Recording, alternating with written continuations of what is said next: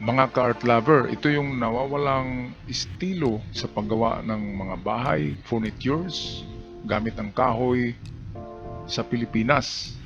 Pero sa Japan ay meron palang ganito at nanatiling meron pa ring mga marurunong gumawa nito ng mga craftsman sa Japan.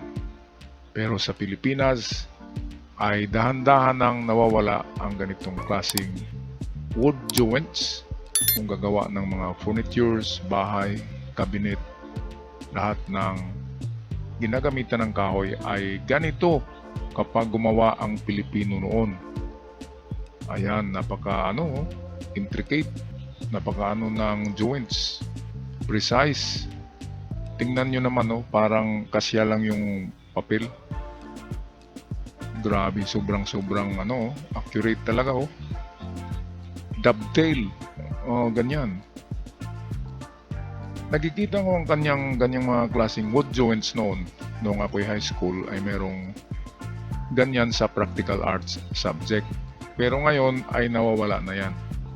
Kahit ang mga panday ngayon ay hindi na sumubok gumawa ng ganyan ng mga klaseng joints kasi napakatagal matapos, di ba?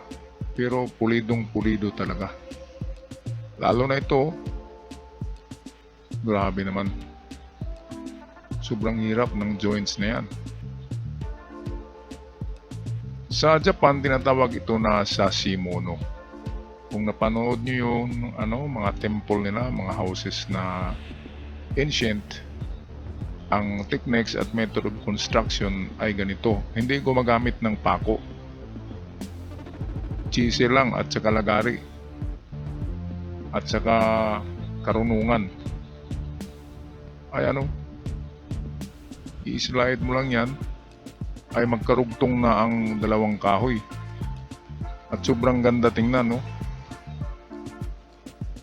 Kaya itong craftsmanship na ito, ang sashimono, ang ganyang technique ay napakamahal ng labor. Kasi ang kahoy pa lang na ginawa ay piece of art na. Art na yan, Pero sobrang hirap naman talaga kung isipin natin ang paggawa ng joints na yan ay sobrang tagal at sobrang hirap at tanging master lamang sa ganyang craftsman. Sa sashimono, tanging mga master lamang ang magagawa ng ganyan. Katulad niya, dalawang anggulo ay mag-fit siya. Grabe naman. Parang puzzle. Super genius ang mga craftsman na ito, ang mga panday na narito. Ayan, tatlong joints yan para lang sa isang corner. At ayan, magkita, fit na fit talaga siya. At walang room for error, no room for error sa ganitong paggawa ng mga joints. Kasi magkamali ka lang dyan ng konti ay hindi na magkarugtong, hindi na majo-joint yung joints ng kahoy. Napakaganda, sana manatili ito sa Pilipinas. Sana mayroong mag-aral din ito.